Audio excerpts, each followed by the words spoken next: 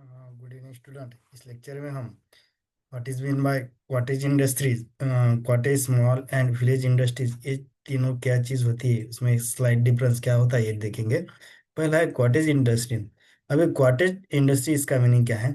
It is run by family member and not hired workers. में सिर्फ ये family member से ही रन होता है। उस इसमें कोई हायर्ड वर्कर्स में जो पेबल वर्कर्स है ये इंक्लूड नहीं होते। इसको हम कॉटेज इंडस्ट्रीज बोलते हैं। Goods are made by hands. ये देखो, इसका ये जो गुड्स जो है वो सभी ये हैंड्स और विथ सिंपल टूल्स टूल्स, इसमें ऐसे कॉम्प्लिकेटेड टेक्नोलॉजी या टूल्स यूज नहीं होता है। Primary operates in the rural and semi urban areas. ये प्राइमरी जो है वो रूरल या फिर वो सेमी अर्बन रूरल में, ये सिटीज में या अर्बन एरिया में दिखते नहीं हैं। निग्जिल अभी इसका एक ये भी है कि सिम्टम्स है कि वो निग्लिजिबल कैपिटल इन्वेस्टमेंट, बाद में relying on local raw material and indigenous technique. ये सभी जो कॉटेज इंडस्ट्री है, ये जो रॉ मटेरियल है ये सब इधर रॉ मटेरियल कुछ भी एक्सपोर्ट या इंपोर्ट नहीं करते। सिर्फ वो जो लोकल का है, जो रॉ मटेरियल है वो यूज होता है। अभी एग्जांपल देखो यहाँ पे, सोप कैंडल मेकिंग है, बास्केट वीविंग है, हैंडलूम वीविंग है, वीविंग, वुड कार्विंग और papad, pickle and homemade food product, ये सभी एग्जांपल इसमें रहेंगे।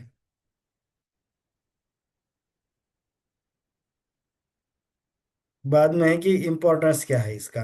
Importance of cottage industries, employment generation रहेगा, बाद में promotion of traditional skill, contribution to GDP जिसको हम ग्रॉस डोमेस्टिक प्रोडक्ट बोलते हैं, बाद में यूटिलाइजेशन ऑफ लोकल रिसोर्सेज, क्योंकि हम बाहर से कोई भी इंपोर्ट नहीं कर रहे, तो जो भी रिसोर्सेज है हम ये लोकल के यूज कर रहे हैं। स्ट्रेंथनिंग रूरल इकोनॉमी, इससे क्या हो गया कि रूरल की इकोनॉमी स्ट्रांग हो जाएगी। ये भी चैलेंजेस क्या क्या रहेंगे इसमें अब। लैक ऑफ फाइनेंशियल सपोर्ट, ये बड़ा चैलेंज है। बाद में competition from the large industries, क्योंकि लार्ज इंडस्ट्रीज के सामने ये टिकते नहीं है, ये बड़ा चैलेंज और भी है। बाद में लिमिटेड टेक्नोलॉजी एडवांसमेंट, क्योंकि हम टेक्नोलॉजी यूज ही नहीं करते, हम क्या करते बाय हैंड या फिर स्मॉल टूल्स या जो, और ये क्या बोलते हैं उसको, बाय हैंड से ही ये सभी गुड्स मैन्युफैक्चर होते हैं या सिंपल टूल्स यूज होते हैं इसमें। तो एडवांस टेक्नोलॉजी ऐसा कुछ भी यहाँ पे यूज नहीं होता है, तो लिमिटेड टेक्नोलॉजी एडवांसमेंट ये भी चैलेंजेस रहेगा।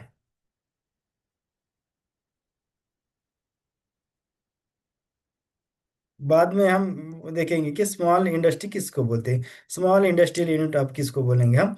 Small industrial unit employees wage earning labour. जो पहला कॉटेज था उसमें वेज अर्निंग लेबर नहीं थे, क्योंकि वो सब फैमिली मेंबर थे।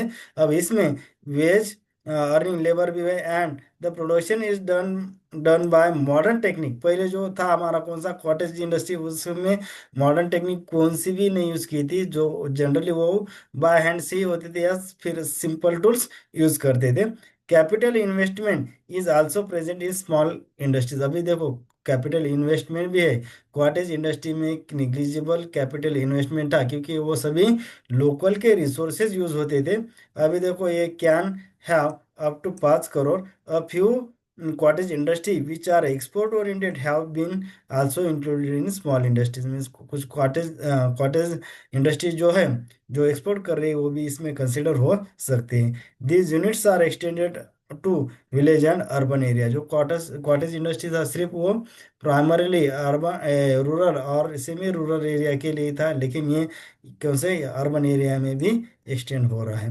एग्जाम्पल है बेकरीज है, फ्लोरिंग मिल्स है, small rice mills, saw mills, welding and fabrication workshop, ये सभी एग्जाम्पल रहेंगे। Small scale industries are more labour intensive, that is they use more labor, near about 80% of manufacturing employment than large scale industry। इसका एक advantage है कि ये जो employment ज़्यादा क्रिएट कर रहा है, क्योंकि 80% ऑफ द मैन्युफैक्चरिंग, यहाँ पे हमने लिखा है employment, 80% of manufacturing employment are created in small scale industry. तो जो एम्प्लॉयमेंट जनरेशन है वो ज़्यादा रहेगा इसमें, but can not compete with big इंड। लेकिन इसका एक डिसएडवांटेज है कि ये बड़े इंडस्ट्री के साथ compete नहीं कर सकते हैं। बाद में विलेज इंडस्ट्री किसको बोलेंगे हम? अब देखो, विलेज इंडस्ट्री पहले हमने क्या देखा कि पहला कॉटेज था, दूसरा स्मॉल स्केल इंडस्ट्री था, अब तीसरा विलेज इंडस्ट्री किसको बोलेंगे? अभी डेफिनेशन जो है, with the industries establish in rural areas having population below than 10,000 and less than 1500 rupees as a fixed capital investment per worker।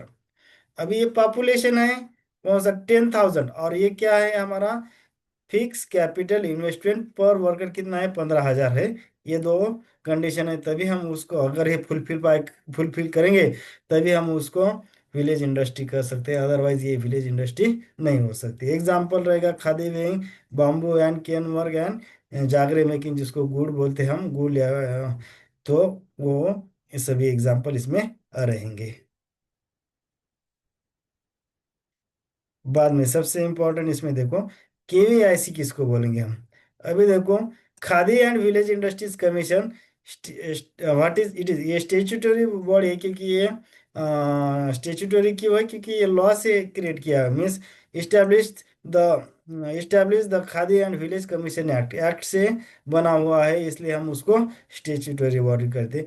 बाद में वर्क्स अंडर कौन से एमएसएमई मिनिस्ट्री के अंडर वर्क करती है, फाउंडेड इन 1957। बाद में हेड क्वार्टर मुंबई में है।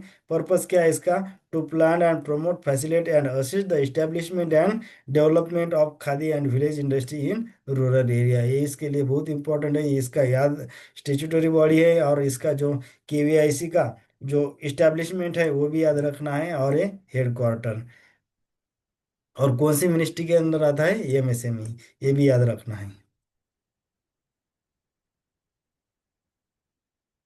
बाद में स्मॉल स्केल इंडस्ट्री के रिलेटेड दो इंपॉर्टेंट कमिटी, पहले है D G Karve committee. D G Karve committee established in 1955, it is also called the small and village industry committee. उसका अलग नाम ये भी है कि small and village industries committee भी इसको बोलते हैं।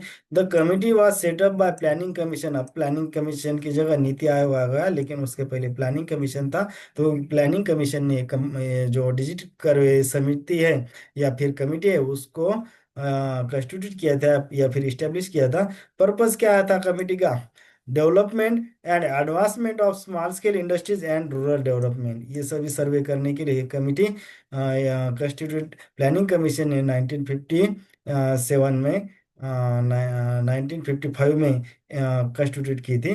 बाद में दूसरी स्मॉल स्केल कंपनी जो इंडस्ट्री के डेवलपमेंट के रिलेटेड है, दूसरी है Abid Hussain committee, formed in 1997. The Abid Hussain Committee was primarily associated with recommendation reforms for small scale industries in India. It was constituted in 1997। ये दो कमिटी भी याद रखना है, दोनों ही स्मॉल स्केल इंडस्ट्री को प्रमोट या एनकरेज या एम्पावरमेंट करने के लिए ये दोनों ही कमिटी इस्टेब्लिश की थी। पहली थी डिजिट कर्वे कमिटी 1955, और बाद में है अबिद हुसैन कमिटी 1997। बाद में इसके रिलेटेड एक इम्पोर्टेंट स्कीम भी है, वो है एमपी ईजीपी। उसको बोल देंगे हम prime minister employment generation programme.